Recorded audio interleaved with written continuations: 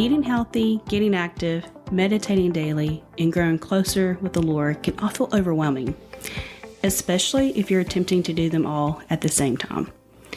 In today's episode, we'll hear from my friend Ashlie Hennessy. Hey! And learn how she overcame all those obstacles and achieved a healthy lifestyle. Ashlie is a mom of two, a little girl, and a little boy. She also has an Instagram page called Low Carb Mama Cooking, where she posts many helpful low carb recipes that are quick and easy to make.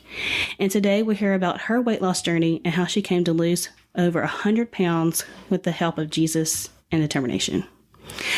Hey, Ashlie, I'm so excited to have you here today. I've been wanting to have this conversation for quite a while now.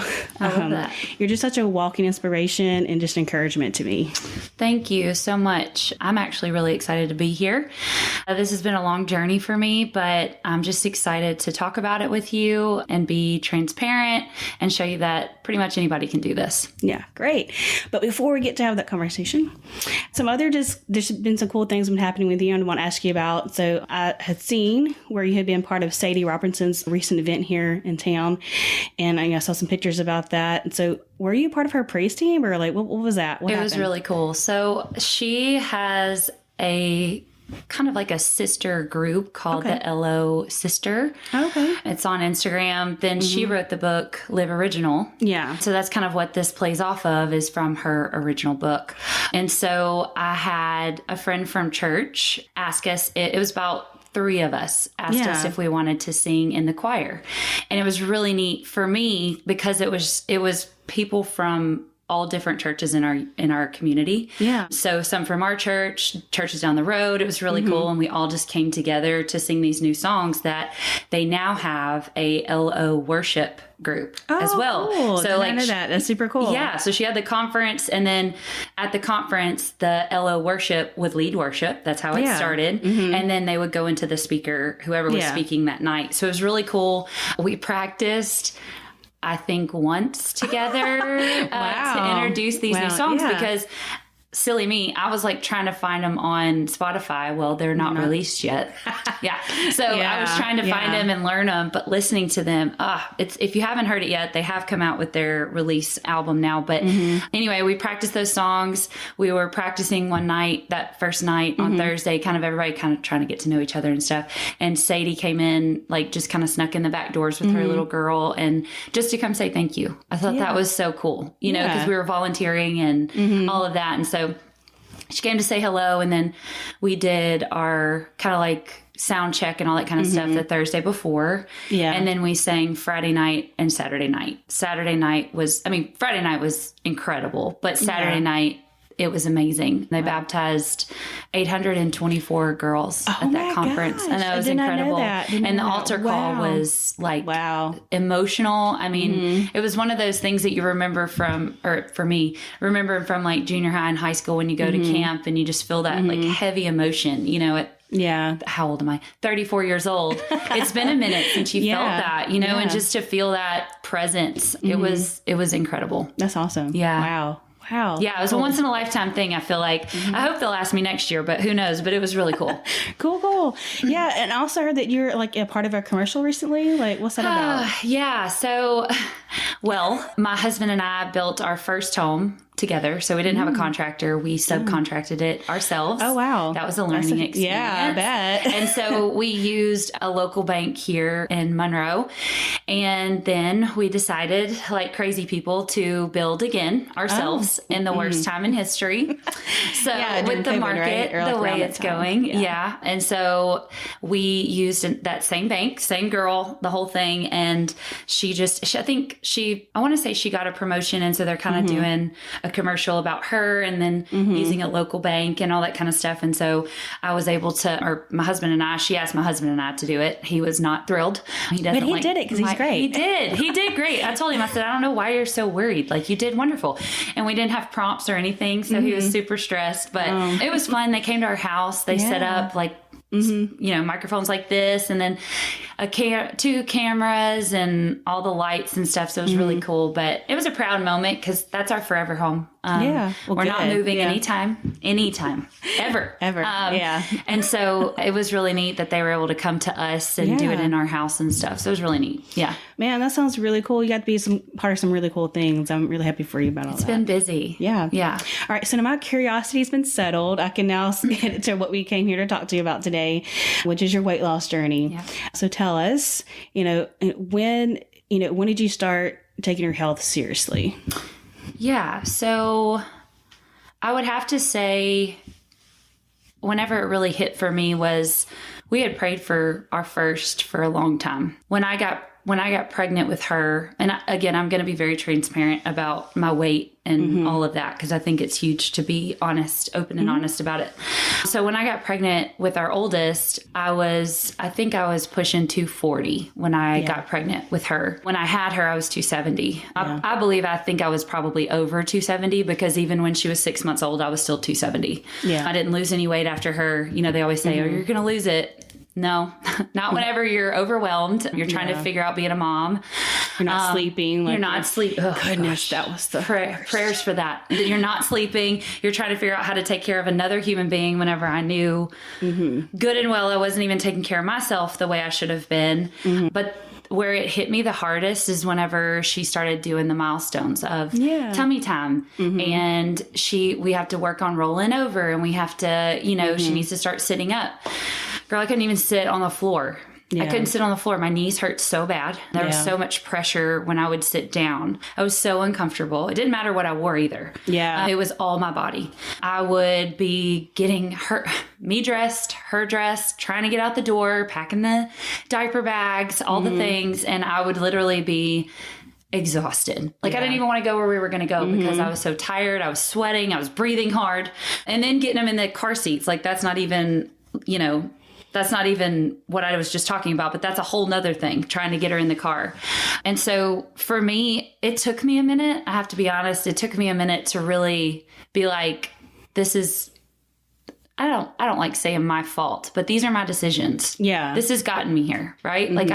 I've done this to me. Yeah. And that I had prayed for her for so long. It was actually pretty emotional, that realization of this is me. And I knew that she deserved better. I knew for a fact that I deserved better. Yeah. And so, that it took me a while. It did. Yeah. I don't want to say this was like a switch. It wasn't. I started the journey in 2017. So to give you perspective, she was born in 2015. So it took me, like I said, a minute to realize. And so in 2017, I lost 50 pounds. And that's, and that was I just started watching what I was eating. I did educate myself a little bit on food, but not to a large, to where I'm at now. Yeah. And I started getting active again. I played sports all through school, but I started getting active. I started walking. And so I lost 50 pounds. So I was super pumped about that. And then I got pregnant again with my second. Yeah. And so in your head, it's like, well, with pregnancy, you're going to gain weight. That's just what happens. And so I tried to stay as active as I could with my both pregnancies. I had severe lower back pain. Oh, yeah. I had to go to chiropractor. Almost, yes. I did too. I had to. I did with him. It was so... It was miserable. It was like a tailbone issue. I don't know what was going on. And when your back is out, girl, you can't do anything. And then I have this other child over here that needs me. So it was a mess. I forgot too. I just brought it up in my head. I actually found out in 2017 that my daughter had a benign tumor on her skull. Oh, wow. And so the same day she was having surgery, the day she was having surgery, we had found out the day before I was pregnant with Hampton. So I had to be cool, calm and collected, a lot of emotions going on. And so she was in PICU for 5 days. We couldn't hold her. We couldn't do anything. We couldn't even be in there with her. So it was super emotional, with that. And then I'm pregnant. So then I knew I was going to gain weight, and then trying to get her. I mean, she honestly popped right back up, but it was still super emotional. I knew that I wasn't going to be perfect my whole pregnancy, which we're never perfect. So let's all remember that. But I knew that I was going to gain weight. So I kind of just accepted it, I guess you could say. I mean, because it's healthy. It's for the baby. It is. You have to. You have to gain weight. It's not even really a choice. Yes. And two, something's wrong if you're not. Give myself a little grace in that little time period. And so once I had him, though, I mean, I told that's whenever I really became as transparent as I could be with everyone around me. I was like, I'm going to get healthy. I'm going to educate myself, and I'm about to make this my lifestyle. So how much did you lose altogether? Altogether, yeah. So from 2017 to, I would say, 19, a baby in there. Yeah. A baby in the mix. Middle. Yeah. 110 pounds. Wow. Through diet and exercise. Yeah. Once I really got educated with it. I mean, I feel like, on the outside a little bit, it might seem like a long time, but I really feel like it's a short time. It does. Considering that it took a long time to get to that. Yeah. Like, those 2 years. I mean, that's 2 years. It is. Like, it's 2 years. Like, I know. It could be 1 year. Yeah. And that's what I always tell people all the time. Like, the time's going to pass regardless. You make the decision. Are we going to do something different today? Or are we going to stay where we're at in the rut that we're at? Yeah. And so, from March 18 to December 2019, 110 pounds. Mm-hmm. Yep. Man. It went by really fast. Yeah. Like, it just kind of added up, Yeah. So, but that wasn't ever a goal. I do want to say that. Yeah, it wasn't like, by this date. It was just... No, I never had I had in mind, personally, I was 270. Mm-hmm. I wanted to get to 200. I hadn't been at 200 since high school. Yeah. And so for me, I was like, that's a huge goal. Yeah. But that's what I wanted to get to. Yeah. Mm-hmm. Yeah, man. And I feel that with help, like, being able to play with your children and whatnot, because that's kind of where I am with my son, with Asher. Like, man, it's hard. It is. And I have to get Caleb. Like, Caleb, I just really can't get down and do that. I need you to come do that with me. And, and then it stinks because sometimes it's like they're bonding more, which is good. They're father, son. That's great. But I know this mommy time for him is very short for me. He's going to be a stinky boy pretty soon. And so this part I want to treasure more. And so it just stinks we're not able to, literally can't get down. Yeah. Because it's like, I can't get back up. That was my fire. So, I would watch that. I would watch her do things without me. And I'm like, I don't want that. I want to be present. I want to be right there with her. So I feel it. Feel that for sure. Yeah. So, a lot of people like me, their road to getting healthier, kind of it gets overwhelming. Like, how were you able, to keep the course, and how did you stop from getting overwhelmed? Like, I know you started, you're like, man, I want to do this for my daughter, but how did you keep going and not get overwhelmed? Yeah. Like I just said, I knew I needed to lose, quote unquote, a lot of weight, but what is a lot of weight? But in my head, I was like, I had never seen under 200 pounds ever. So, I tried not to make it overwhelming for myself. Again, I didn't have an exact number, but I had a mental picture of what healthy looked like for me. I remember whenever I played in high school, our golden years, Lord. Yeah. I remember what that looked like. And I wanted to just feel comfortable. Like we were just talking about, whether it be going and shopping and actually just getting a shirt off the rack and taking it home with me. Instead of having to go get 3 different sizes, I don't know what's going to fit, go to the dressing room, and sweat in there. Don't feel good. No. They don't fit right. No, and then I'm mad. Yeah. Then I don't want anything. Yeah. I wanted to have a better experience with that. Sitting in the car. I know that sounds really silly, but with my full-time job, I'm in my car all day long.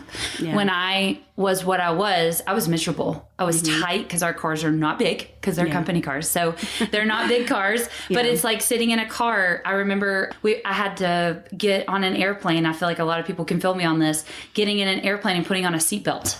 That was one of the most insecure moments that I've had before, because I had to literally extend that thing. And I remember someone really small sitting next to me. I can't remember if it was a man or a woman. It doesn't matter. But I remember just having to extend that. And I'm like, you know what? There's just another thing. Yeah. Mm-hmm. And then this year for vacation really hit for me, because it's been, I don't even know if I've done it, because it's weird, because I was in my head, and physically, I was overweight for such a long period of my life. And my husband and I talk about it a lot. I still have a vision of who I was, because it affected me so much, which I'm still working on that, praying through that. But nowadays, I still think I can't do certain things. And so I'm having to really push myself to say, just try it. What if you can do it? Yeah. And so this summer, I got to ride in a go-kart with my kids, both of them. Yeah. It gets me emotional talking about it, because that was something that I had never been able to do before. Even even in college, I was never able to fit in a golf cart, which I feel like all of the listeners need to know. I am also 6 feet tall. So my legs are really long. And then I was 270 pounds and I could not just move, you know? Yeah. And so I got to ride a roller coaster with my 4-year-old, the little roller coasters. You know, he was super nervous and he wanted mama. Yeah. And so it was like encouragement. I have to get on here with him. Because you don't want them to be afraid to try new things. Yes, right. I want them to be like active and doing stuff. And feel empowered. I know. I got to ride a roller coaster wearing shorts. I would literally wear pants in the 100-degree weather that we have here in the summertime. Yeah. Because I refuse to be in a pair of shorts. Because it doesn't look the same. It does. Well, and also it's not even about looks. It was how I felt in them. Like they would ride up and, you know, as a woman, I feel like everybody can kind of like hear me on that. I mean, I was pulling them down constantly. I was never comfortable. So I just was like, I'll just wear yoga pants. That's what I'll do. Yeah. I'll just wear yoga and then pants. for me, because I'm a short person, I'm only 5'3". Yeah. So that the weight kind of proportions differently. It is. So but even for 6 feet. With shorts, it comes down. I'm like, there might as well be yoga pants. Yes. My knees now. Right? I'm like, how does this happen? I was like, I'm not wearing basketball shorts. But this is not what I looked like when I left the house. But here I am. Yeah. And then, for me, like you talk about like associating yourself for how you were younger or before, like I kind of have the opposite. Like, you know, when I was, you know, middle school and high school, I was in shape because I was doing all these. I was also very active in sports. So I have in my head, like, that's what I look like. And so it takes a lot for me to see me in the mirror and see what I actually look like, because I don't even like see that. I'm like, that's not me. But the reality is, no, this is me now. You know? It's weird how our brain works. It really is. Like, it's weird. And then now I look at pictures of me back then. We were actually looking at them last night at my in-laws' house because she has our wedding pictures and stuff out. Yeah. And my daughter's like, Mommy, you don't even look the same. Like for a while there, she didn't know who that was. Yeah. And I think you told me one time, like, you shared that before, like, who is that? She doesn't know. Yeah. And I love that. Like, I like that I'm able to tell her the story of what I've done. How, like, because of her, I wanted to be better for her and her brother and my husband and myself. And because if I'm better in a lot of, in, you know, in food and at my job, I'm better everywhere else. Right. Yeah. Because I remember, like, even in a room full of people in my job, I talk to people all day long. I would be self-conscious, and I've done this job for 13 years. Why am I nervous? Yeah. Why am I so worried about what other people think of me instead of me being present of where I'm at and enjoying things? Yeah. Like, I missed out on so much because I was so worried about everybody else and what they thought of me or how I looked or whatever. And so, like, now I just feel like it has changed how I even walk into a room, and I'm thankful for that. Mm-hmm. Yeah. Where else did you get some of your encouragement? I think you told me before you have found some people online or something. Yeah. I think it's huge. Social media really can be good. I know that there are bad things out there, but for people like me, when I started, having this huge mountain to climb is kind of what I looked at it. I started realizing that how I felt when I would follow these certain girls that were also on a weight loss journey, that were transparent about how they started, and they still are. You know, that they started at a higher weight, they were not active, they did not know anything about food. I'm like, oh, that's me. Do you know what I mean? It's like, okay, well, what'd she do? So then that's whenever I really started, like, anything that I think I had like notifications on if they would post, because I wanted to know, I needed to have that fed to me, like, of the positivity and reassurance and the belief that I can do this. And so, there were, I say a few, I would have to say probably like 5 to 6 girls that I continually looked for their stuff. Yeah. And then, you know, I also, on the flip side, stopped following certain people. It could be celebrities. It could be just some things, like, even honestly, even like someone who posts about stuff in their home. Yeah. If everything seemed perfect in her reality, it made me feel insecure, and it made me feel I'm never going to be able to reach that. Why can't I reach that?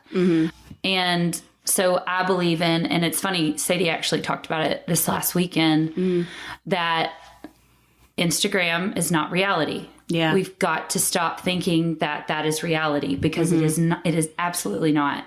And so I had to really stop putting people who would make me feel a certain way, whether it was insecurity, mad, not good enough, like all of it. I honestly just unfollowed them. And I just started putting so much. I would follow Christian accounts on Instagram that would post like Christian quotes or Christian scripture. I would get motivational quotes. Like I would follow motivational things where they would like sit, because that's one of my things. I would always like share just pictures of words and the way it would touch people. Words are powerful. Yeah, they are. And it's like we need to just feed ourselves words, scripture, all of it. And so I feel that way now, is like I had to get rid of the negativity. Yeah. Because the only way you're going to get in a positive mindset is if you try to eliminate any and all and just surround negativity. yourself with that. Yeah. Yeah. So it just sounds like, you're just kind of creating your own tribe. Yeah. Like, I like it. That was my idea. Yeah. Yeah. Did you try anything else? Like, what else did you start doing? Yeah. So on top of following people, I also started seeing that some of them were keto, I feel like, and then some were macros, some were counting calories. And I feel like that's like a common theme among women. What do I do? Yeah. What do I do? I mean, they all seem to be like they work in some aspect, but what do they do for me? Or what can it do for me, I guess? So I started with keto. Yeah. And I almost passed out one day at the gym because I was like, I'm 6 feet tall again. Yeah. And they're telling me matters. I can't have but 20 carbs. And I'm like, not for my height. friend that I was working out with, she goes, are you okay? Like, you're a little slow today. And then I would be slow the next day. And I was like, look, I'm trying to like get down to this keto stuff, because everyone swore up and down that was like the thing. end all be all. Do not get me wrong. It works for so many people. And that's why I say I am more low carb than I am keto, because to be keto, that is like dedication. You track everything. They are so dedicated to it. And there are so many people that are super successful with it. Yeah. And I love that. I'm all about what is going to work for you, because macros work for a ton of my friends and they look incredible. Yeah. But for me, call me lazy, whatever. I think it's just kind of the life that I live. I live in my car on the road all day long. I feed people all day long for my job. Every day, pretty much, I have like a lunch for work. And so to be able to track every little thing that I do, this wasn't realistic. It wasn't. Yeah. And at first it was like, well, I just can't do this. Yeah. Like I just was like, there's no way I can do this. But I was like, also, I need to find something that's going to work for me.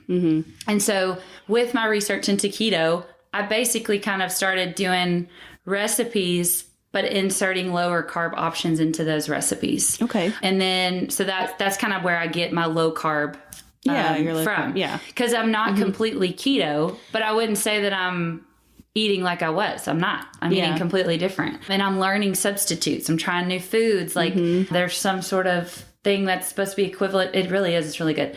Equivalent to a noodle, but it's actually a plant. Not zucchini. It's something else. I can't remember. Because that doesn't do quite the same. I tried that. Yeah, it's different, but I can tell you some tips on that, because I finally figured that out. Okay. My husband actually likes it. Oh, I know. It took me if Wade lots. Likes it. Hey, it's gonna be great. It took me lots of frozen zoodles to figure out the right one. Yeah. So it was playing around with food, and that was fun to me. It became fun to me, and then I got a membership with the gym, which I think I said already. I played sports in high school and in college actually, and I remember my coach telling me coming out of high school, I told him, I was like, I'm gonna get in shape. And I was a senior. Yeah. I was like, I'm gonna get really focused on getting in shape, and I'm gonna do this. And he's like, if you didn't do it here, you won't do it there.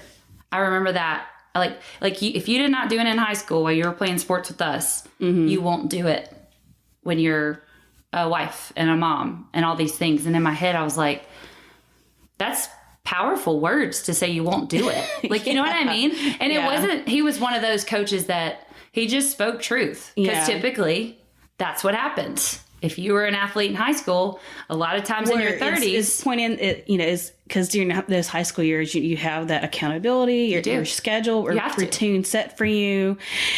And when it's on your own and free will, he's like, if you don't have that discipline already set in, that's. And he was right. Was it hard to hear that? Yeah, it kind of hurt my feelings a little bit. But like statistically, that is what happens, and that's what I did. I got completely.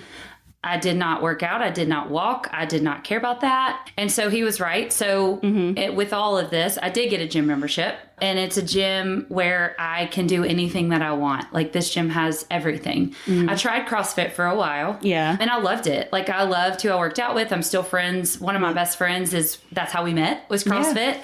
But I realized with CrossFit, hurt myself a lot, but I was overweight. If you think about it, like, I also was competitive in my head. I'm in sales, and then I played sports my whole life. So I felt like I needed to push it. Yes. Like, I got to be on the leaderboard. And I love that. And it works for people. Again, like, just like your diet, it's different for everyone, but you have to find what works and find what you're going to do. What are you going to do? Because that's the only thing that's going to work. Yeah. You know, and that's the only thing you're going to stick to. Yeah. I know now with, you know, past high school and whatnot, and you know, I'm a wife and a mom, I'm a little bit more hesitant about hurting myself. Yeah. Because it's like, well, I have to work now. I have to take care of a child. I have to take care of So, like, that part of winning is different. It is. It is. And that's kind of where I'm at with my workouts now, is because I had to tailor it to, if I can't walk for 2 days, how am I supposed to get her off the ground? You know? And I actually stopped doing CrossFit because we moved. And so that box was farther away from my house. We were back in town now. And so it wasn't that I didn't enjoy CrossFit, because where I'm at now, I'm kind of incorporating some more weightlifting. But when I started, I got a gym membership. They have a track outside. They have a women's room, which is awesome. That means no man is in there. It's only women. No offense to the men that are listening, but sometimes it's just, especially if you're uncomfortable, and that's, you know, I was totally out of my comfort zone. It's intimidating. I hadn't been to the gym in forever. And I'm everyone's looking at you like, why are you here? Yeah. And I'm pretty sure, like, the first week I didn't have headphones, and I'm just like walking around, like, you know, and you feel like everyone's looking at you. Everyone's looking at you, even though they're probably not. Everyone's looking at me, and I don't know what I'm doing. And so a lot of times I would get a little overwhelmed, and I would just go outside and I would just walk on the track. And at that time, there were fried food buildings, like, all right there by the track. And I thought I was going to throw up, but it's fine. But it was one of those things where I was like, it's going to be uncomfortable for a while. And I know that, but I just have to show up. That was my whole thing, is just keep trying. Just keep showing up. It doesn't have, it's not going to be perfect every day. And so, I joined the gym, and that's kind of where everything kind of started rolling. Yeah. That sounds great. You know, and there's something that I think I saw this in social media myself, is like, there's this little phrase of, like, you know, like, and it was like a series of things, but then what I can think of, I remember, is like, you know, getting healthy is hard, but being unhealthy is harder. It is. And I was like, and that really has stuck with me. I'm like, that hits. Yeah. It hits hard. It is, because living life how it is now is hard. It is. And I know, because I know what it was before. Like, I have it before. Yeah. And I know what that was. Yeah. And I'm like, comparatively. Yeah. So that's something. And that seems so far away. It does. You know, like, that's a whole nother life ago. It was. And you're a totally different person now. And I feel like being a mom, I've even told my husband this, being a mom, I feel more myself, confidence in myself, than I did ever in my 20s. Oh, 20s were awful. I never want to. Terrible. It was just so. Please don't never want to do that. No, I never 17 to and all that. Like, if I ever start scrapbooking, which I want to, I will not have anything in my 20s, except when I met my husband and got married. But that's it. But like, the insecurity levels in your 20s are just so high. You're coming out of college or in college. You don't know what you're doing. It's a mess. You have no idea what you're doing. Stress is so high, and just all. And so, I agree though with that quote. Like, it is hard getting healthy, but it's also very harder to live uncomfortable like that. And I feel like we were just talking about that, like with me playing with Emerson, that was completely uncomfortable. Yeah. But like with this, I felt like if I just told myself every day that I was going to stay focused, right? Like, whether it was good or bad, some days that's how life is going to be my whole life. And I knew that going into this. Like, this is a lifestyle change. Yeah. I did not want a quick fix, even though it did happen it happened decently quick for me. That wasn't my idea, though. My idea in my head was I wanted this to become a lifestyle.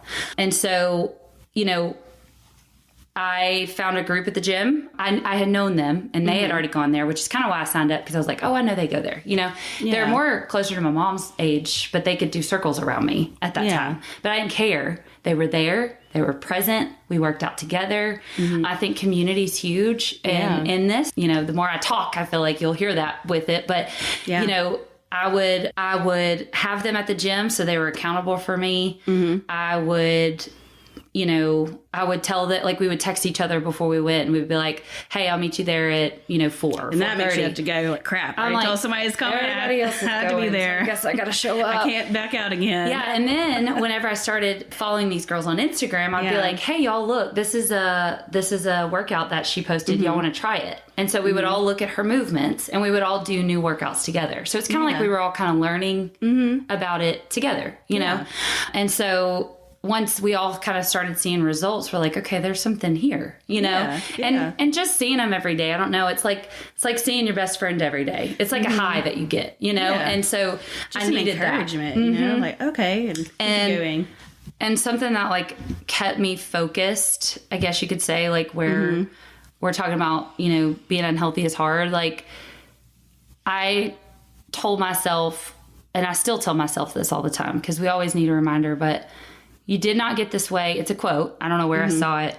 It was somewhere probably on Instagram too. Yeah. But you did not get this way overnight. Yeah. Therefore, you will not be different overnight. Mentally, emotionally, spiritually, and to give yourself grace. And so I remember I think it was 2018, after I had Hampton, my youngest, in January, I told myself, your word... People have words for a year, so they have quotes for a year. Yeah. My word that year was grace. Yeah.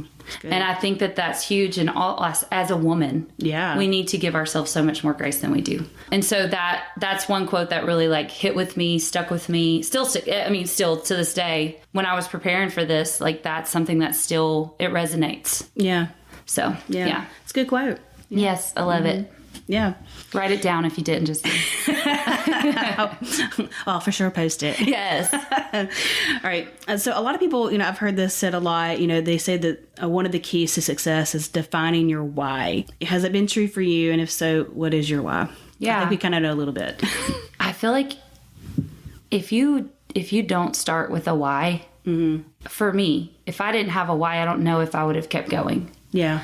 I think a why is so important, and it can be a why for anything in your life. Like for my job, my why at my job is I show up for my family. It's not for I mean, of course I do my best for who I work for, because they make me proud and I hope to make them proud. But my why for waking up in the morning, my why for getting in my car and driving 2.5 hours, that's my family. I show up for them. I want to have a better life for them. Yeah. My boss and I talk about that a lot. And my company's actually very focused on finding your why. Oh, wow. And that's awesome. Yeah. They wanted us to actually type up our whys and send them in. Like they wanted to know our why. That's and I love that. I think that's important. It is important. With losing weight though, you have to find a why, because there are going to be roadblocks just like there is anything else in your life. There's going to be hard days. There's going to be days that you gain weight. Even trying to lose. Yes. Holidays. There's going to be something didn't go right at work. So how am I going to react to this when I go home? Am I going to go to the gym? Or am I, like I told myself I would at the start of this week? Or am I going to go home and, I'll be honest, eat a whole bag of Cheetos by myself and a Diet Coke? Like, what am I going to do?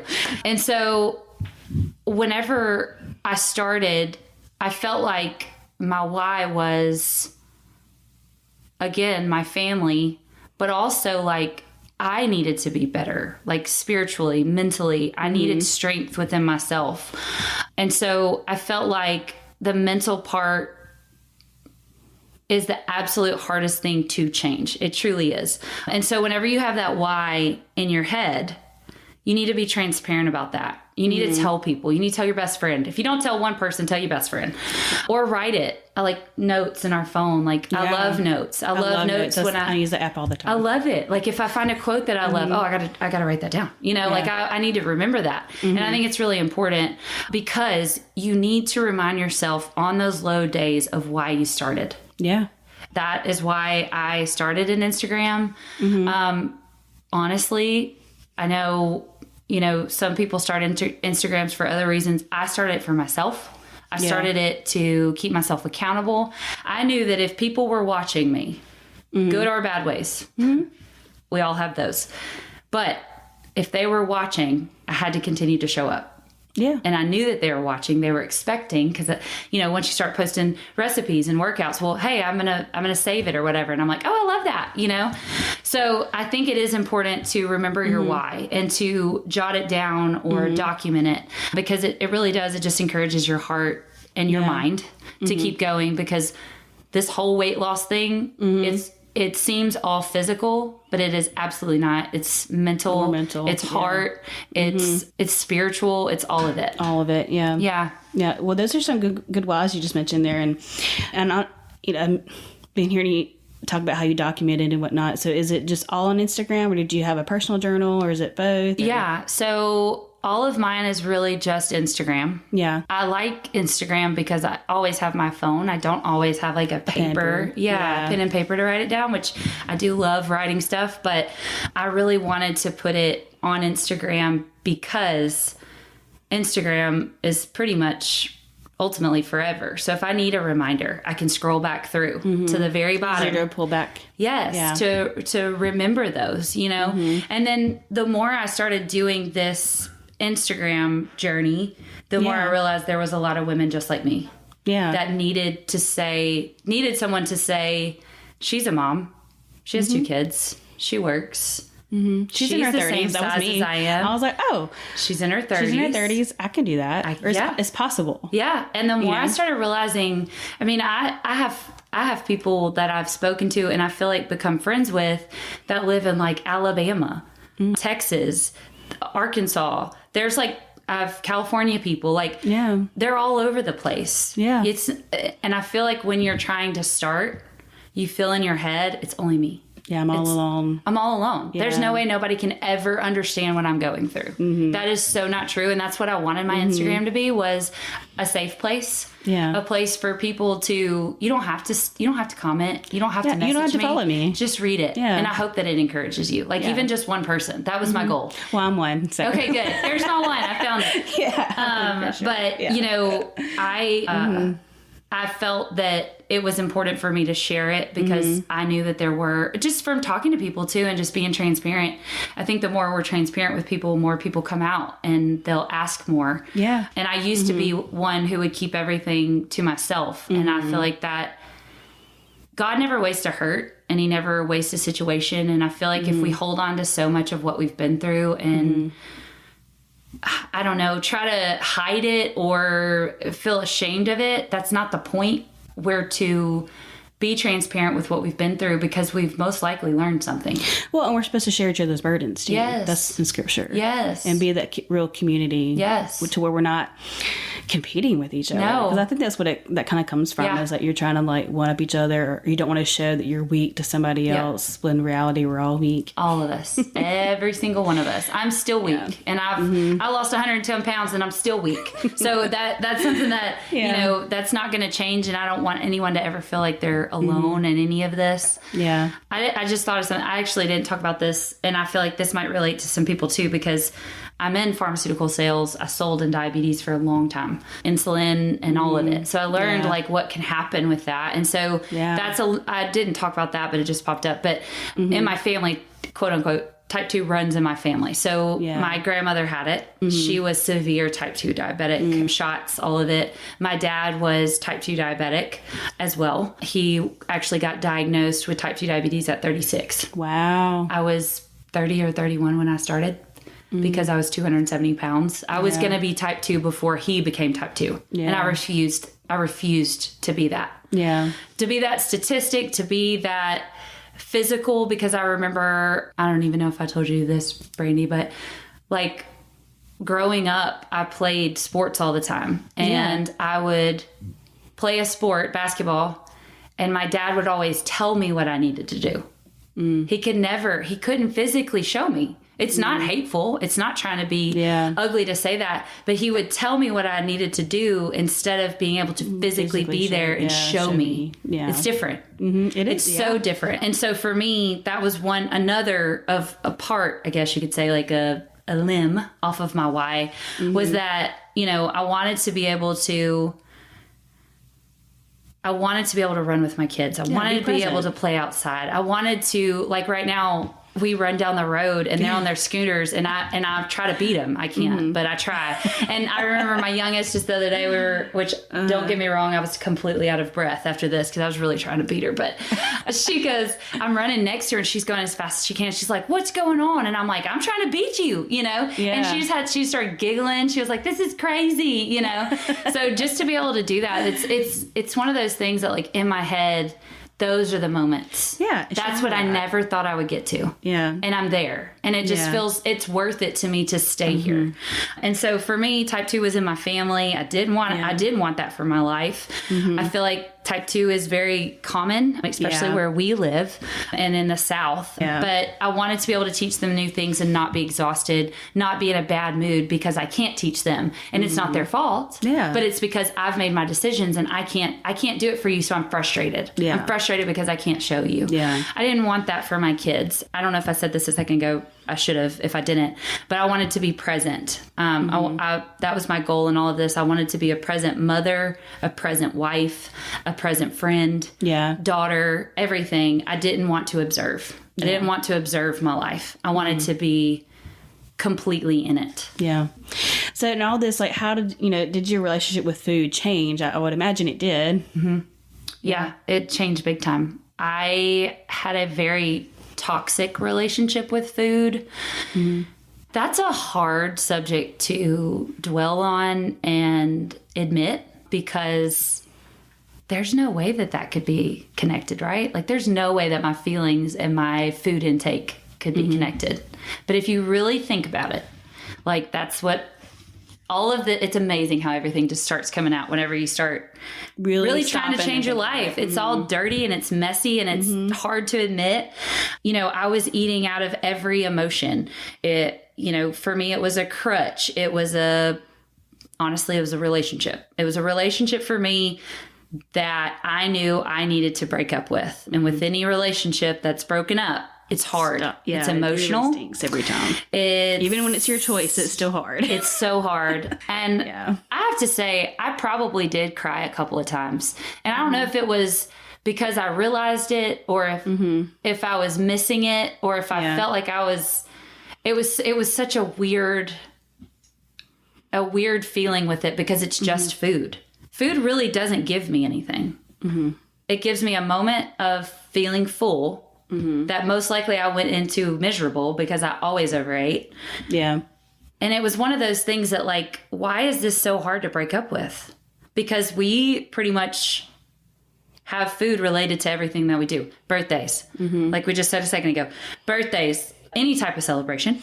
Yeah. Just because it's Sunday and I don't want to cook and we're going to go out to eat because it's already noon and we're in town. And then, it's good, bad, stressful things that happen at work, whatever it is. Yeah. Late night snacks because I'm bored. Boredom and stress are my two main reasons. Yeah. And that's not just you. Yeah. It's not you. Because I just want to.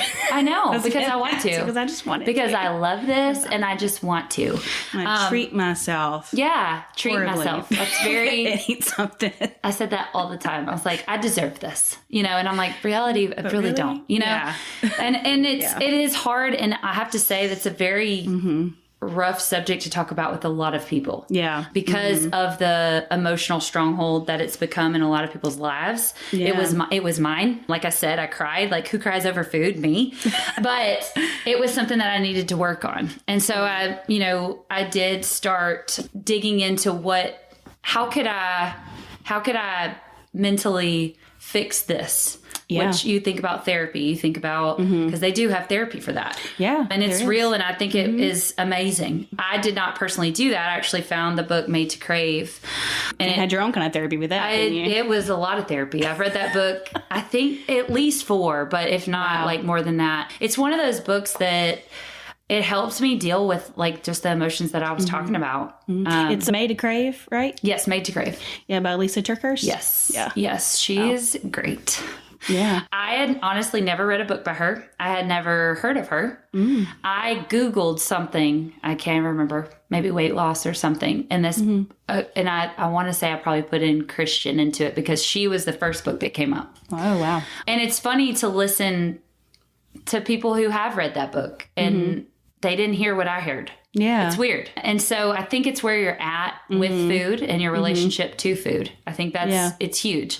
But yeah, it helped me kind of like bring in the focus of what I was actually made for, rather than how I felt. Yeah. And the realization of my life is so much more than food. I had so many good things in my life. I had a daughter that I had prayed for forever. Yeah. And we couldn't get pregnant for a while. And, you know, I had her and I felt like I wasn't at my very best, which I think that's a lot of moms when you have your first.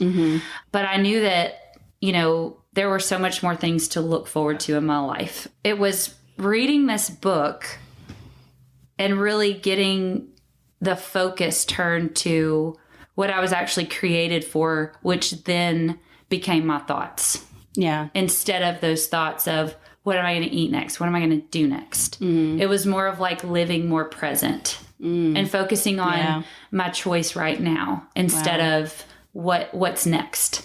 Again, being present. I don't know. With the book, it seems silly, but she made it so real. I felt like every single time she would say, I mean, I cried in this book, of which I'm not a crier, everyone that's listening. I do not cry about much of anything, to be honest. I should, but I don't. But with this book, I cried in it. I laughed. I remember it was one of my things. Like during this journey, I would go to work. I would go work out. I would deal with everything at home, cooking, getting the kids ready. And then I would go to the bathtub and I would read one chapter a night in the bathtub every night. And that was like my time, my quiet time in there with Lisa. She didn't know that, but that was our quiet time. And so it was one of those things that like, it would give me just a second to really listen to what she was saying to me. No distractions. It's kind of like our quiet time with God. Yeah. And this is just a pivot to that, to a woman speaking to me. From her personal experience, her relationship with food. There were so many times I'd just laugh. I'm like, okay, are we the same person? I feel like we're the same person. We should be best friends. And she doesn't know it yet. Yeah. Just so you know, Lisa, we're the same. And so that's kind of like, you know, it was getting my mind right. And that's really what all this is just to get your mind in the right spot, the right focus. With her being like a Christian author with this, like, did it help stir you spiritually? Yes. With all that? Yeah. Because I feel like I was just kind of floating and not really finding a purpose for me. And I felt the way she was just so honest. She made me feel understood in a way that I don't feel like I've felt ever with any of this, with any of my issues. And she talks about her, you know, insecurities with her husband. She talks about insecurities that she has with other women. Like, it was so real and so just me that I felt like she was just like literally taking the words out of my head. Oh, wow. Almost like she wrote that book for me, everyone, just so everyone knows. No, but that, you know, she just got me. And I feel like she incorporated scripture with relatable feelings of this mountain of weight loss. And that's kind of like what I felt at the very beginning that we've talked about already, but is trying to put those two together. Yeah. How do I become better spiritually? Because that always feeds over into everything in your life. But also, how am I going to grow that? And then how am I going to grow mentally? And it's amazing how those just go straight together. Because when you know your worth, you know your worth and how much God loves me, and that how I was created in his image, and that, you know, for so long I thought that they were separate, and they're not separate. They're absolutely totally together. Right there. And so I just felt kind of silly with that I thought that they were different, but they're actually not. And so I feel like it's it's something that I've been able to dig deeper into on those hard and weak days, which is why I have read it more than once. And because I have it in right by my bed in my, what's it called? Nightstand? Nightstand. Thank you. Glad you found that word. It's in there because that's how important it is to me. And that it really does speak to me in ways that I didn't see possible with the book. Just a book, not the Bible, but a book, you know, and a woman who also happens to love the Lord. Yes. And struggled with the same thing. The same exact thing, same insecurities, same toxic relationship with the scale, like all of those things and finding her worth and all of that. And I read that a few years ago because you mentioned it on Instagram. I was like, oh, let me read this for myself. Yeah. And it was cool because, like, her made to crave, she's like, you're made to crave the Lord. Yes. Like, that was kind of the thesis of the book. That's what we're here for. And it's not food. Like, you know, food is an object, you know, it gives us sustenance when we need it, but it's not what we're made to crave. No. We're made to crave the Lord. And, you know, and that's part of my journey spiritually right now. Like, you know, I've talked before how it was with prayer, and I learned that prayer was a part of worship. Well, stemming off from that, I'm realizing how literally everything is a part of worship. I know. And that what I'm choosing to have another Coke or to eat the cream cheesecake that my friend loved, which happened. It's fine. When I'm doing that, I'm choosing to put that before God. Yeah. You know, like I'm making that my God. And like, you know, when you talk about prayer, a lot of times when I would eat, it would be based off of a stressor, whether it was good or bad. Like we talked about just a second ago with birthdays, holidays, whatever it is, or if something just really bad happened in my life, I immediately go get a cookie, or I'm not kidding, like a cookie or some sort of carb that I would eat instead of praying. Yeah. It's weird. Yeah. It's so in my head. Like now it feels so much more normal. But, you know, in the Bible, they did fast. They fasted so many times in the Old Testament. And it was, I see though, why? Because when you're fasting, you are in need of a lot of prayer. And you turn to him because there is no distraction. Yeah.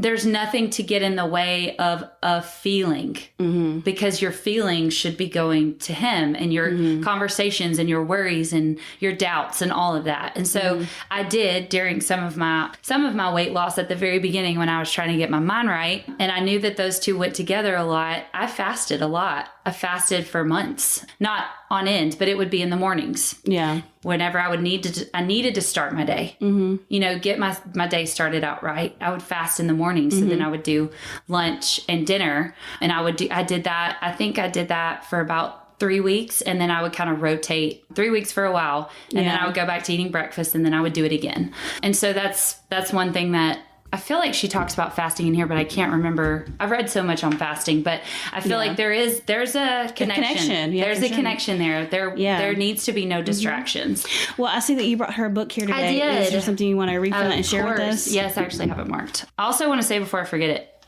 if you read this book years ago, because I'm telling you, it came out a minute ago. Yeah. Don't get me lying. It's an older book. Read it again. Yeah.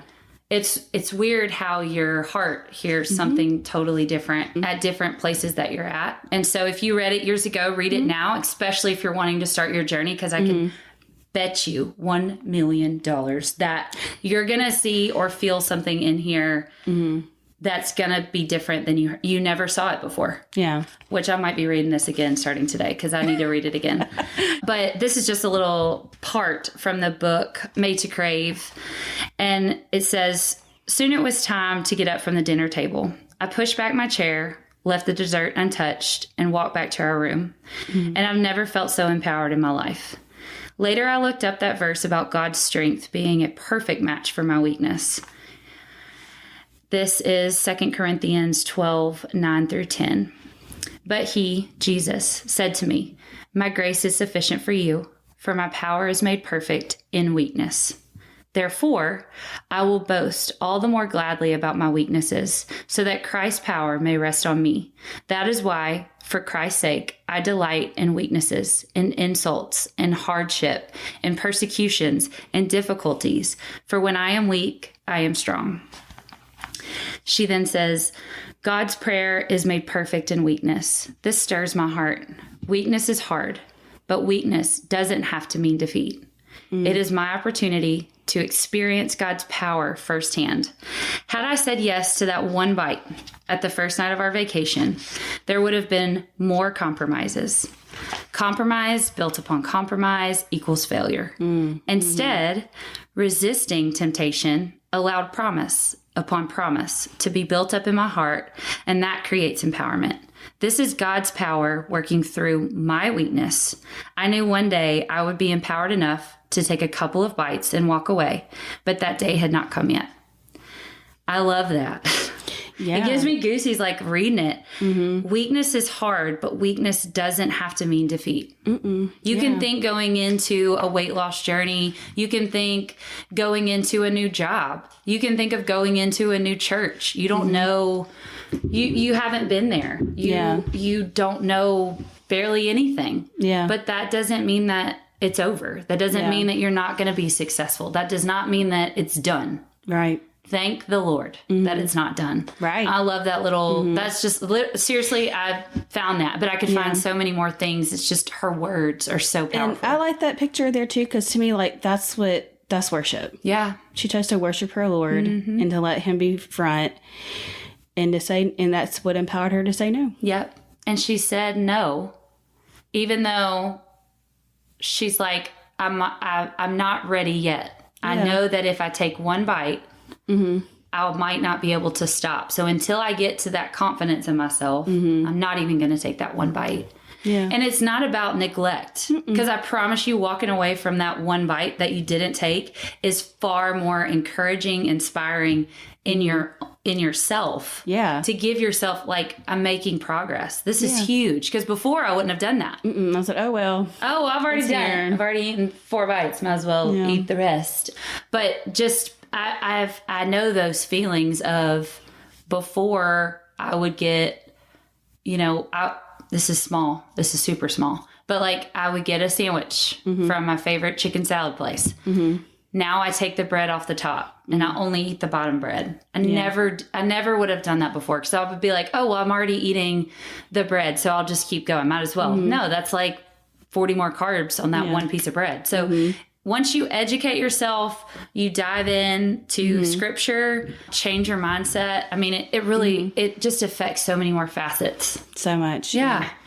Is there any other like scripture, that Lisa mentions? Because I know in the back, like she has, because like I said, I've read it before too. Like in the back, she kind of has like a reference for like the many scriptures that go along with this. She uses so many. Is there another one or any one of them that really speaks to you the most? Yeah, I love to, because when you're reading a book, it's like, oh, I can't remember what page that was on. But with hers, she's got it in the back and she's got them separated by chapters. Yeah. So the one that really sticks with me, because I know I was an overindulger. I was an overindulger in so many things. And this is chapter 13 in the book, overindulgence. And 2 that I could keep you here all day, but the 2 scripture, the first one I'm going to read is Psalm 42, 1-2. As the deer pants for streams of water, so my soul pants for you, O God. My soul thirsts for God, for the living God, when I can go and meet with God. And it's just, to me, it's like our soul is looking, thirsting, craving something. And we should always know that that's what we were created to do. Like ultimately that's what we were created to do. And unfortunately we fill our lives with so many other things. That we were truly meant for only to crave God, to want a relationship with him, to want that connection with him. Nothing else is ever going to feel that. And that's when we have our most joy. Yeah. And as much as we love our husbands and our children, it's the joy of knowing that we're in the Lord's will. Yes. And that we're feeling that. That's the most happy. Yeah. And fulfilling. Yeah. One more, and I'll let you go on the book for now. But Lamentations 3:22-24. Because of the Lord's great love, we are not consumed, for his compassions never fail. They are new every morning. Great is your faithfulness. I say to myself, the Lord is my portion. Therefore, I will wait for him. Yeah. That is huge. Yeah. I just thank God it's new every morning, and I feel like our strength is renewed every morning, and we should believe that. And that's with anything. Yeah. Yeah. So yeah, I love it. Get the book for sure. It's so good. Yeah.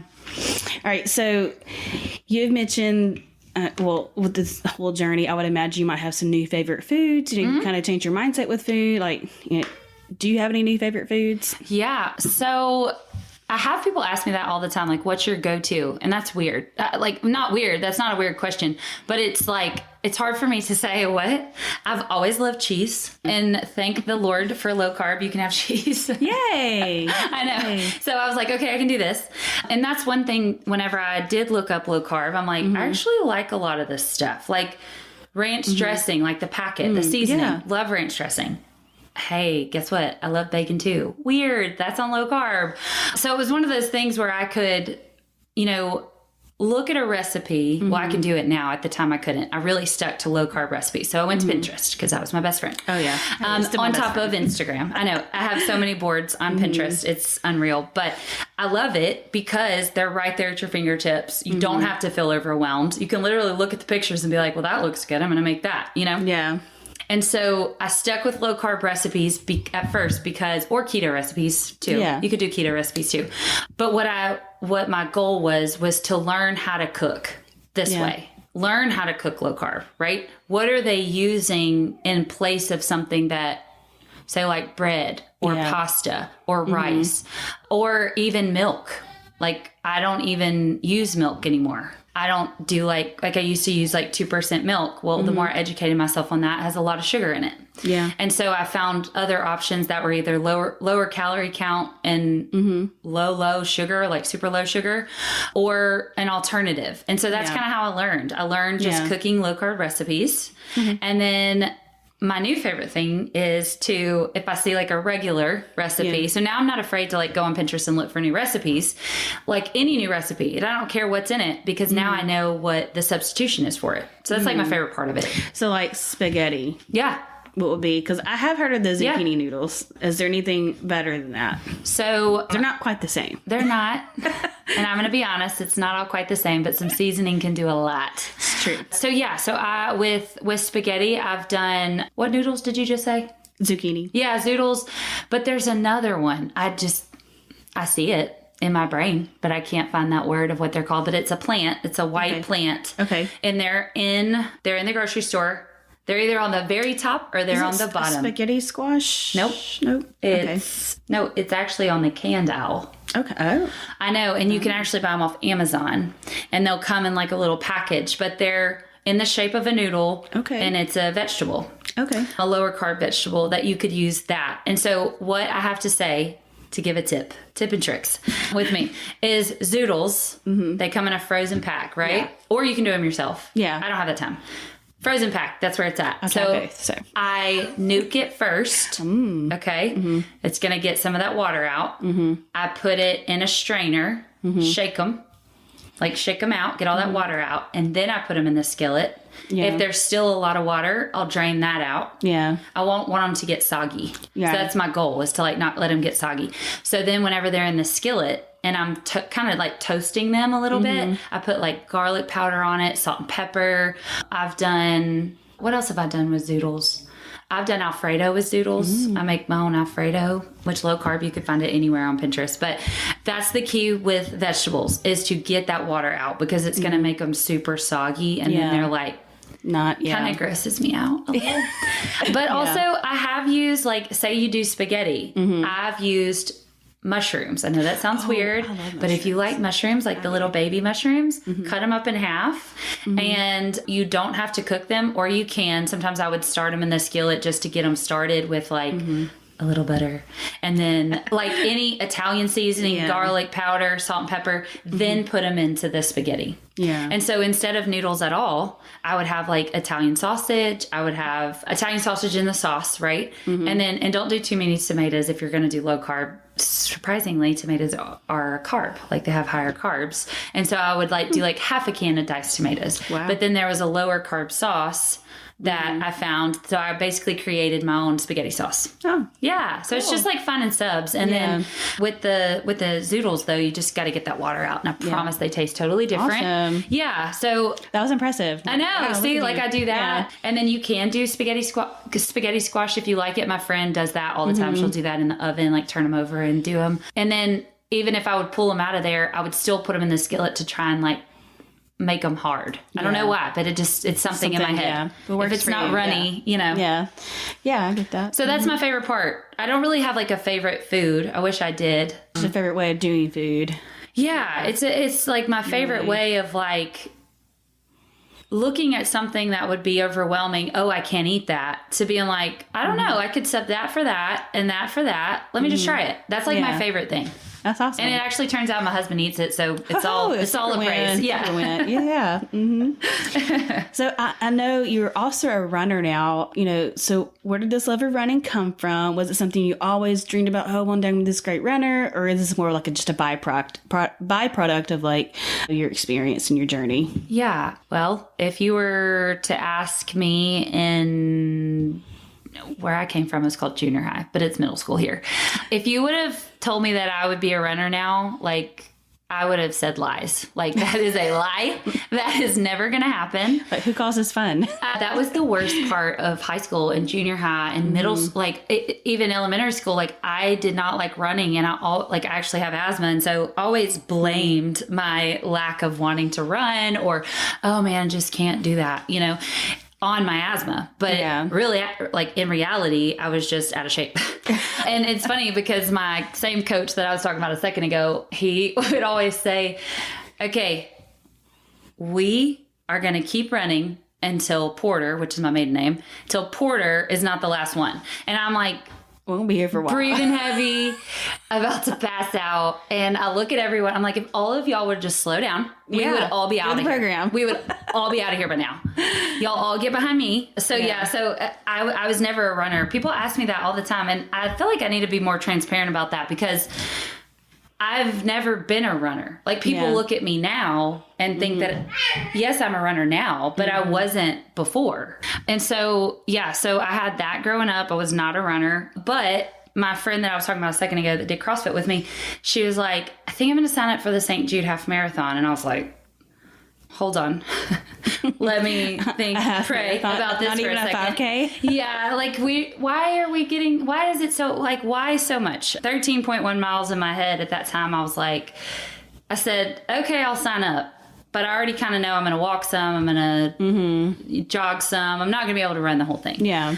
And so I pretty much signed up on a whim, if you have to say it like that, because I was just like, I want to go with you, you know. And I'd heard St. Jude, the marathon weekend was, you know, it was incredible. And so I just wanted to kind of be a part. But in that whole process of training for St. Jude, I fell in love with it. It is a sport that I was bad at, but it was also a sport that I could see myself getting better each time, which made me just have more drive to continue to do it. Like, oh wow. Like, cause I started running my first 5K with Emerson in a stroller. And I ran some of it. My first 5K, my per mile was 14 minutes and 53 seconds. I have a picture of it, because reminders, they're important. And I remember saying to myself, I mean, that's really far from a 10-minute mile, you know? And so I ended up falling in love with training. I knew where I started. I saw how I was getting better. My breathing was getting better, like my form. I was watching videos on Instagram. Yeah. Oh, and you have a different, like, mental space. Like, you've been reading Made to Crave. Yes. And you're realizing, like, I can do so much more than I think I can. Yeah. All that. So and so I was just like, it was like I was just feeding off of it, and I felt different after each run too. So it just kept pushing me harder.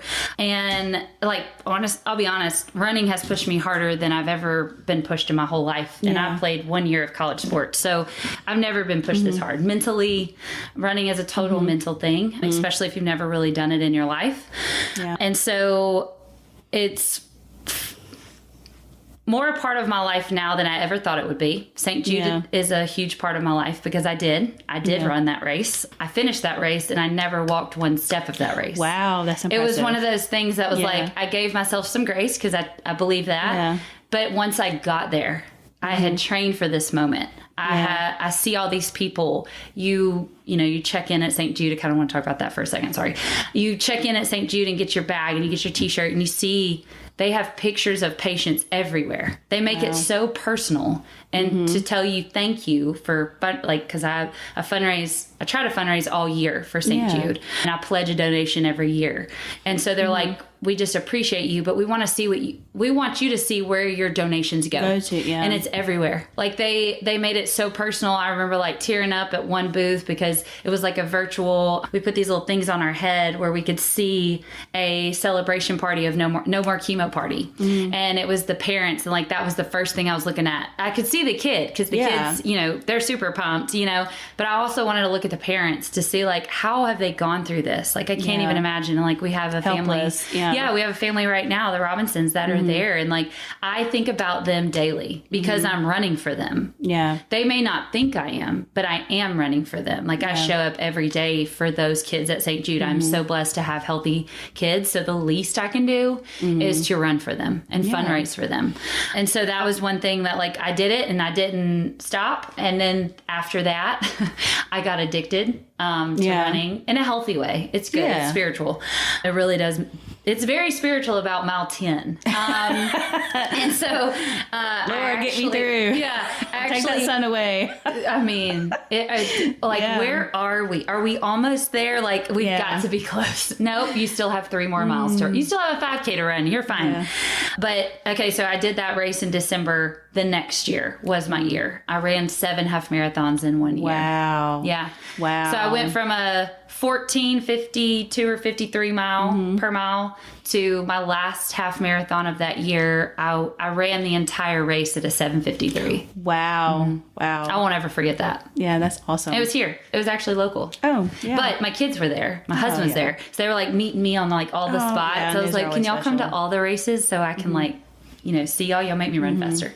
Yeah. And it was one of those things, it was very moving. Like there were some half marathons I went by myself. Yeah. But it was one of those, like, I made a promise to myself. Yeah. I made a promise to myself to lose this weight, to change my mental thoughts, my spiritual life. Like, I made a commitment and I'm living it out, you know? Mm-hmm. So yeah, I had a goal to run St. Jude. That's how I initially started it. And then to raise money. That was just kind of like a byproduct of that. Yeah. And now you just see that it's so much more. Yeah. Yeah. I think it's great that you had a race that was associated with something bigger than you. Yep. I think running into that race and the race itself having a bigger goal was probably a great thing. Yeah, it is. And versus just any old race, To say to someone who's wanting to start, that's listening and still listening to me talk, I would say sign up for something. Like, just sign up for it. Who knows if you're gonna show up because you signed up for it, you paid your money, you can get your t-shirt.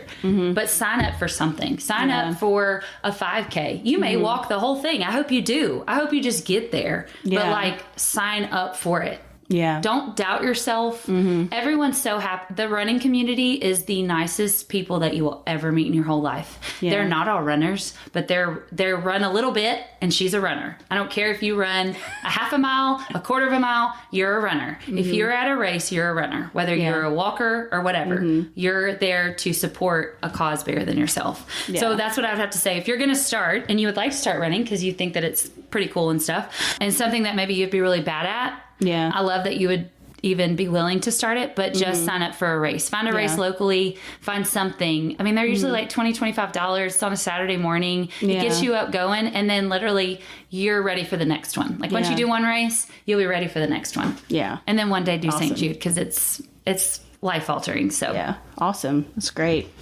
So with all this being said, like, do you have a favorite workout? Like, what is your favorite workout? Yeah. So running is my favorite, but I don't have that time. I don't have time to go run 13 miles every day or 10 miles, even 6 miles every day. Because if you think about it, that would take me an hour. Yeah. That would take me an hour to go do that. I don't typically have an hour. Yeah. And so what I found in this process, so I wasn't just running out at the gym. I was doing HIIT workouts, which are high intensity interval training. So, so that's what it stands for. I know you see HIIT probably everywhere and no one wants to explain what it is. It's high intensity interval training. So it's a lot of cardio. And you're also pulling in body weight with that cardio, whether it's jumping jacks, mountain climbers, burpees, push-ups, which was terrible at. I've gotten a lot better. Not good, but better. So you're incorporating cardio with your body weight, but then you're also incorporating lighter weight dumbbells. We're not talking 25-pound dumbbells. We're literally talking like 5 pounds, 10 pounds, 12 pounds. Yeah. Like nothing heavy. And you work your way up. Well, because you're already heavy, so. Right. You got, like, I told my friends, I was like, I got enough right here. I'm good. I need to add 10 more pounds to me. I'm enough. Yeah. And two, like, that's what I thought of whenever I started was, I hurt already. Like, I hurt going upstairs. I hurt walking. My feet at the end of the day would hurt so bad that I knew what I had on me was enough, and I did not want to hurt myself, because like what we were just talking about a second ago. I didn't want to hurt myself. So, you know, I would just focus on me, like my body weight for a while. And then once I got comfortable, once I realized my breathing was better, then I would start moving up to more. And that's kind of how you gauge it. Yeah. Like you can go on Pinterest and look up, you can either type in high intensity interval training or type in HIIT, and you'll find like starter workouts. Like if you start at the bottom, like start at the very beginning, like me, they have them for beginners. They have them for median. They have them for experienced, or I think advanced, maybe is what they call it. And you can literally type that into Pinterest, multiple workouts will come. Like if you can't find somebody specific on Instagram, if you want to come to my Instagram and see who I follow, and a lot of who I follow are fitness people. Oh, okay. And I like them now a lot, because now they'll do like side-by-side videos of this is the starter, like this is where they start on the left side of the screen, and then on the right side of the screen it's the advanced one. So it shows you two types of movements, but you're doing the same exact thing. Oh. Does that make sense? Yeah. I like it. I think it should be that way, because not everybody's starting out at advanced, and right? I can't do that, so you just kind of like, well, I'm going to sit down, Yes, and it's like with it, I would start. I started walking at the gym, then I started doing these HIIT workouts, because I found those, and I'm like, I really do need more cardio, and I knew that. Like I knew with my research I had done, I got to lose some weight with cardio. That's how you're really going to lose weight, is cardio and diet. Those together make a huge difference. And so I would start like walking, and then I basically would, if I could make it 30 minutes, that was a win for the day. Yeah. Once I started getting where, okay, I don't really feel like I should be done. And you'll know that point. You're like, I don't want to quit. It's like, oh, that doesn't, okay, that wasn't as bad as it was a month ago. You know what I mean? Then I would work up to 45 minutes. And I would say, keep the workouts on your phone or whatever. And that way, go back a month later and watch how fast you've come in just a month. Yeah. It's really cool. They call it a benchmark, is what they call it in CrossFit. You'll do a workout, and then a couple of months later, you'll do it again, and you will be faster than that one. So it's encouragement. I think that's great. Yes. So keep those workouts wherever. That's cool. Saved on your phone. Yeah, I just took screenshots and stuff. But there's a bunch of free apps out there that you can download for tracking your food if you want to do that. And it'll also help you track your workouts there too, because you can input your workouts there. Yeah. But yeah, there's a bunch of apps. Everything's right on your phone. I mean, literally, I wouldn't be able to make it. One of the benefits of being in the 21st century. Thank the Lord for that. Because I would not make it without my phone. Yeah. Yeah. Okay, so we talked about a lot of things here today. So what is the last kind of thoughts here? Like, what encouragement can you give to someone that wants to get healthy but just feels stuck and overwhelmed? What's your last, little thoughts to tell them? Just start. Don't overthink this like I did, like you might have for the last 6 months. Yeah. This journey seems only overwhelming when you see the numbers, honestly. But this was, for me, a daily decision every day to show up for myself, knowing that it's not coming overnight. Nobody's physically coming to save me. It's me. Accepting that I couldn't stay how I was, because, I deserve better. My family deserve better. Is it going to be hard? Does it look like a mountain? Absolutely. But it's also something that you can do. Yeah. And you have to believe that. You can't just say it. You have to literally believe it in your heart. And that's when you lean on Jesus too.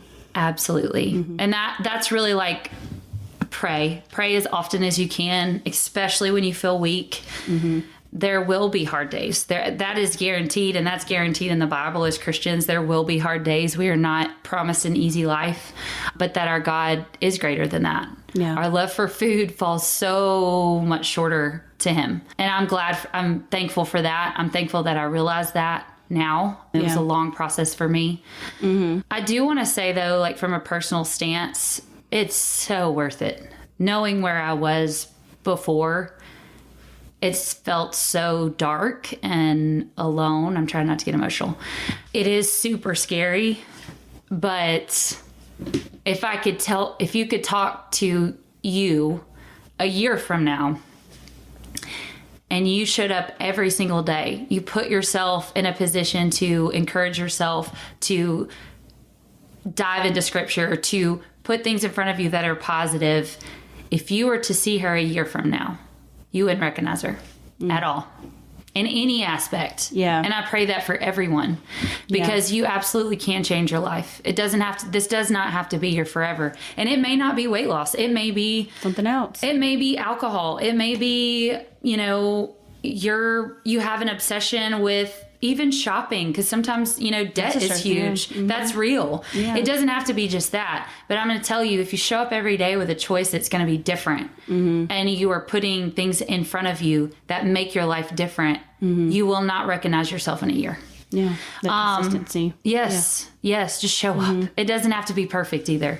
But please tell the people around you that you're making this decision, because when you bring your own dish to dinner, they're not surprised and they're not offended. Yeah. Because it's not that I'm trying to offend you. And they finally realized it. This is like people ask me for real about this. They ask me still, can you eat this? And I said, I'll find something in there that I can eat. Like, I don't want you to revolve your life around me, but I do want to tell you what I'm doing and my goals and what I have in mind for myself.